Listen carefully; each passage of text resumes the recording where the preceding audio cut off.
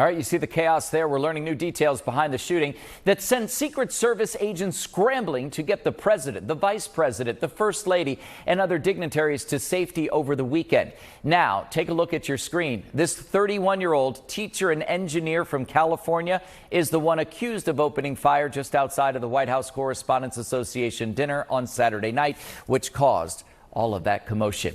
NBC6's Julia Bagg is live for us this morning with the latest on what we're learning about what happened, about the suspect, and also how everyone's doing after those scary moments, Julia. Yeah, certainly some scary moments, Chris, and everyone is all right. There was one officer who was struck by gunfire, but he's okay thanks to his bulletproof vest. And so he's doing all right this morning. And so what we've learned about the suspected shooter is that he believed it was his duty to target the president and target Trump administration officials.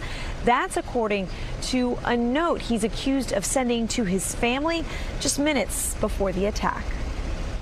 Video captures the alleged gunman on the ground. 31-year-old Tomas Allen tackled and arrested after authorities say he charged through a security checkpoint armed with a shotgun and a pistol and multiple knives. A senior administration official said Allen's writings revealed a desire to kill the president and other high-ranking officials. The federal investigation now ranges from the Washington Hilton crime scene to Allen's home in Torrance, California. We don't believe anybody else was involved, but again, we have a lot of work left to do and a lot of evidence left to go through and to collect. The annual Washington Gala included President Trump, the First Lady, and Vice President Vance.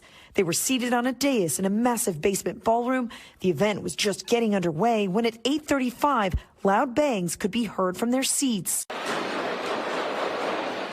Secret Service agents suddenly pulled the president, first lady, and vice president to safety. President Trump spoke on 60 Minutes last night. Then I started walking with them. I started walking, and they said, please go down on the floor. So I went down, and First Lady went down also.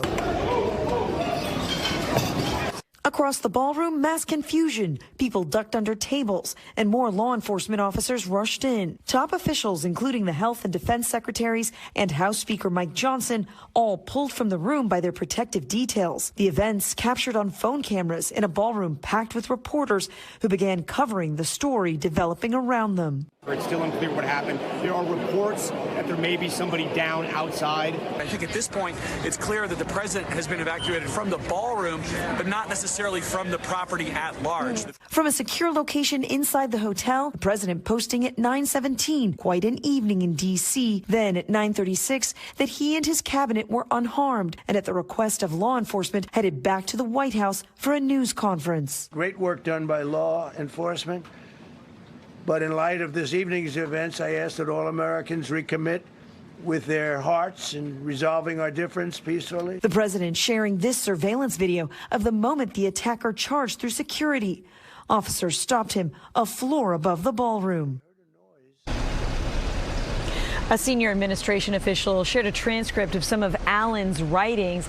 Shortly before the attack, he sent a note to his family apologizing for what he was about to do. Reporting live this morning, Julia Bagg, NBC6 News.